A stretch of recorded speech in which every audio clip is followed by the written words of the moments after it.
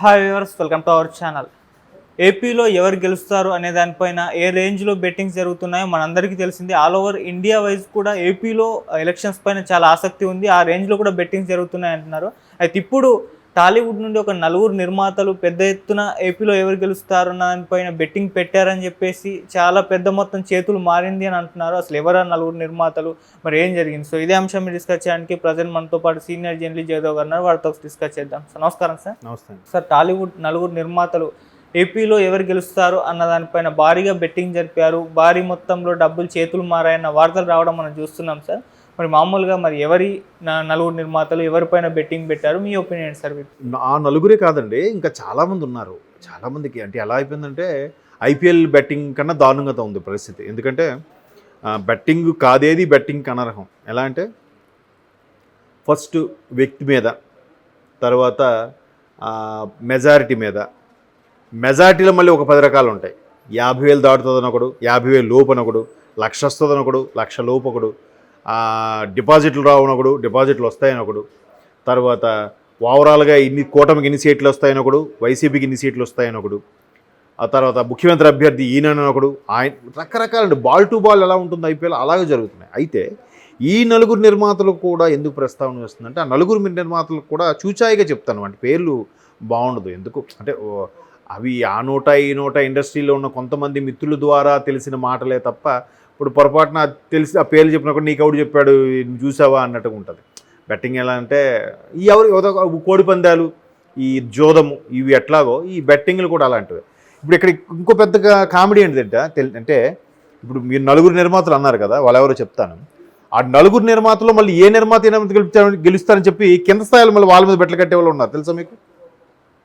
ఇప్పుడు అరే మా సార్ గెలుస్తాడరా, మా ప్రొడ్యూసర్ గెలుస్తాడరా, మీ ప్రొడ్యూసర్ పోతాడరా అంటే ఈ ప్రొడ్యూసర్లు ఏవైతే సినిమాలు చేశారో ఆ సినిమాలు రిలీజ్కి ఉన్నాయి.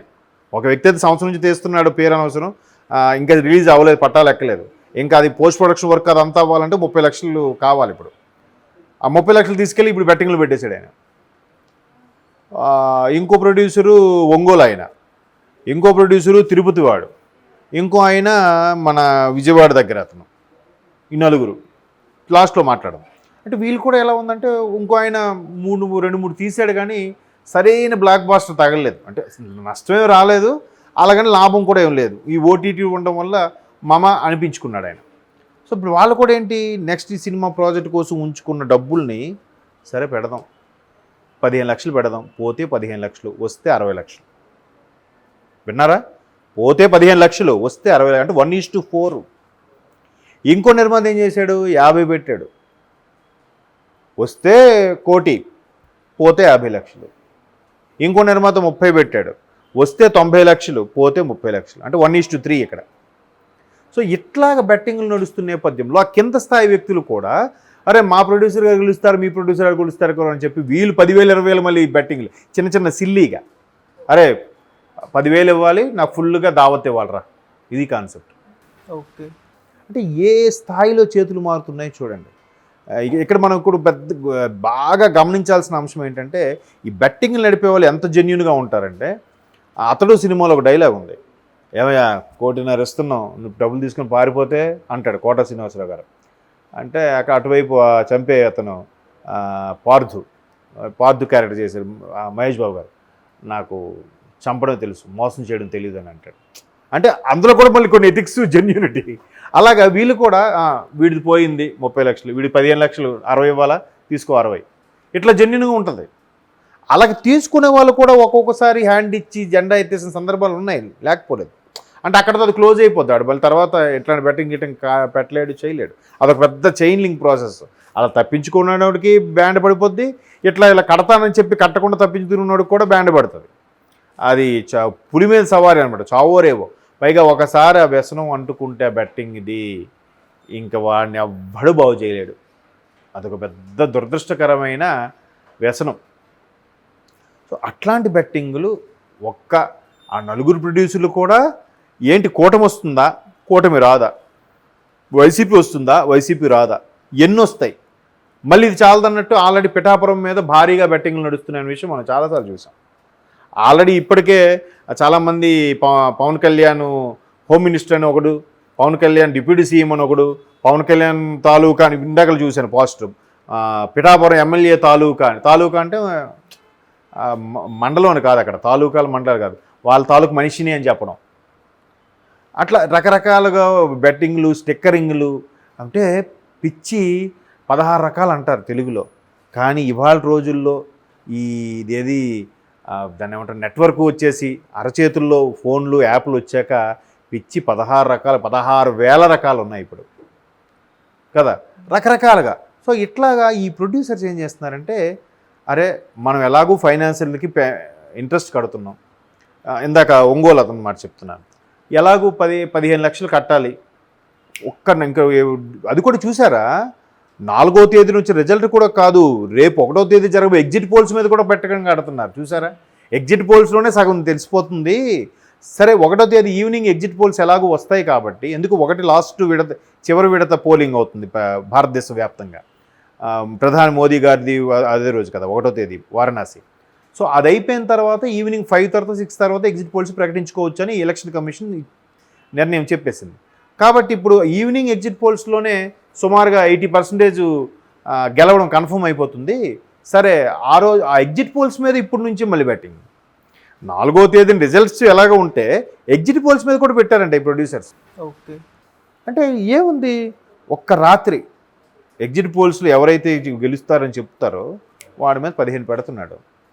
ఆ ఒక్క రాత్రి గెలిస్తే తెల్లారికి 60 లక్షలు, పోతే 15 లక్షలు ఏముంది, ఏదో ఎక్కడికో సరదాగా ఫ్యామిలీతో బ్యాంకాక్ ఆడికి వెళ్ళాను, పోయిందిలే, క్యాసినోలు ఇవన్నీ ఆడుకొని వచ్చాను అనుకుంటాడు ప్రొడ్యూసర్ స్థాయి వ్యక్తి.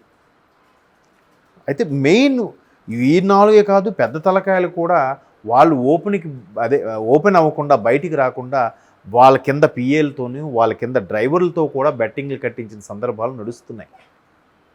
అది ఎవరు ఏంటని అడగండి. అంటే ఎందుకని అంటున్నానంటే, నేను మరి ఆ ప్రొడ్యూసర్కి ఎవరైతే చెప్పారనో ఆ మాట వెంటనే అవి చూడలేదు. ఈ డ్రైవర్లు పిఏలతో కట్టించింది మాత్రం నేను చూశాను. ఓకే, సరదా. ఇప్పుడు మా ఆఫీసులో కూడా ఎలా ఉందంటే, ఆ రోజు 4వ తేదీన మాకు అనుకున్న గవర్నమెంట్ వస్తే నీకు ఫుల్లు మందుపాటి ఇస్తానరా, ఇంకోటి అంటాడు ఏదో రకరకాలుగా సిల్లీగా నుంచి స్టార్ట్ అయ్యి అవి లక్షలు కోట్లలోకి వెళ్ళిపోతున్నాయి. ఎంతమంది చేతులు మారుతున్నాయి చూడండి. అంటే ఒక్క నైట్లో తాడపేడ తేలిపోతుంది. ఇంకో ప్రొడ్యూసర్ 30 లక్షలు పెట్టాడని చెప్పాను, ఆయనకి 1:3, పోతే 30 లక్షలు, వస్తే 90 లక్షలు. ఇంకో సినిమా తీసుకోవచ్చు కదా, ఒక చిన్న సినిమా తీసుకోవచ్చు 1 CR పెట్టి. అదే ఒక కొంచెం ఫెమిలియర్గా ఉండేవాడు వచ్చాడు అని అంటే వాడికి కొంత స్పాన్సర్లు ఎవరో వస్తారు, వాడు కొంత సపోర్ట్ ఇస్తాడు. ఏమాత్రం కొంచెం ప్యాడింగ్ అంటారు, హీరోయిన్ పెట్టామంటే ఓటీటీ రిలీజ్ చేసుకుని మన డబ్బులు ఎటుకు పోవు కదరా, బిజినెస్ అంతే కదా. సో అట్లాగా ప్రొడ్యూసర్స్ అంశం ఎందుకంటే జనరల్గా ప్రతి ఒక్కరు పెడుతున్నారండి. ఇండస్ట్రీ అనేసరికి ఒక స్పెషల్గా ఉంటుందో దృక్కోణం, ఎవరా ప్రొడ్యూసర్ ఏంటంటే. ఇప్పుడు వాళ్ళ పేర్లు చెప్పి వాళ్ళని ఎందుకు బదనాం చేయాలి, అందరూ ఉండేదే, వాళ్ళు ఒక్కరే పెట్టారు, వాళ్ళనే ఒకసారి ఇలాగా చూడడం వేస్ట్. ఎవరిష్టం వాళ్ళు. తర్వాత ఎవరు గెలిచారు ఎవరు లేని కూడా మనం ఇంకోసారి మాట్లాడుకుందాం, ఎవరికి ఎంత వచ్చింది ఏంటని. మ్యాక్సిమం అంతే ఇస్తారు, 1:3 ఉంటుంది, 1:4, మ్యాక్సిమం 1:2 ఉంటుంది. రూపాయి కడితే ₹2. చాలా రేరుగా ఇట్లా 1:4, 1:3 ఉంటుంది. నడుస్తున్నాయి ఇప్పుడు ఆల్రెడీ 10 లక్షలకి 50 లక్షల వ్యవహారాలు కూడా నడుస్తున్నాయి. ఒక్క పిఠాపురం దీని పవన్ కళ్యాణ్ గారి బెట్టింగ్ మీద 500 కోట్ల మార్కు నడుస్తుందంట. మరి అది ఇంకెంత తెలియకుండా ఇంకెన్ని జరుగుతున్నాయో. కొంతమంది పత్రాలు పెట్టేవాళ్ళు కూడా ఉన్నారు తెలుసా. ఏదేమైనా 1వ తేదీ సాయంత్రం ఎగ్జిట్ పోల్స్ మీద కూడా బెట్టింగ్లు ఉండడం అనేది సరే కానివ్వండి, చూద్దాం. వీళ్ళందరూ కూడా వాళ్ళు ఏం చేస్తున్నారు, మాకు ప్రెజర్ వచ్చింది, మేమేం చేయలేకపోయాం, మా పరిస్థితి ఇది. ఇప్పుడు ఈ అటు తిరిగి ఎవరికి ఉచ్చు బిగుస్తుంది చూడండి. అసలు ఎంత దారుణం. జడ్జి గారు ఫోన్ కూడా ట్యాపింగ్ అంటే అసలు న్యాయ వ్యవస్థ మీద ఉండే నమ్మకాన్ని వమ్ము చేసేలాగా, వ్యవస్థ మీద ఉండే ఒక దాన్ని ఏమంటారు, ఆశాజనకమైన ఇదిని కూడా కుండబద్దలు కొట్టినలాగా పాడు చేసేస్తున్నారు. సో ఇంకా మరి చూద్దాం. 4 కౌంటింగ్ తర్వాత చాలా పెను మార్పులు వస్తాయని కూడా అంటున్నారు. ఇట్లాంటివన్నీ వింటుంటే ఖచ్చితంగా పెను మార్పులు వస్తాయేమో అని.